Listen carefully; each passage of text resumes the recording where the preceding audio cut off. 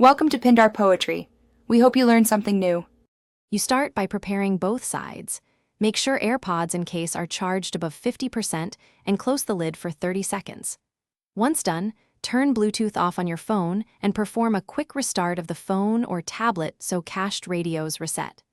Next, forget the AirPods in Bluetooth settings to clear any problematic pairing data. Then, press and hold the case button to power cycle the AirPods. This clears transient firmware states and prepares them for a fresh connection. You now repair and verify software. Open the case near your device and follow the on-screen pairing prompt so profiles register cleanly. After pairing, confirm AirPods firmware version in device settings and apply any available updates to fix known disconnect bugs. Test one AirPod at a time and then both to isolate the issue. Sometimes stereo sync causes drops.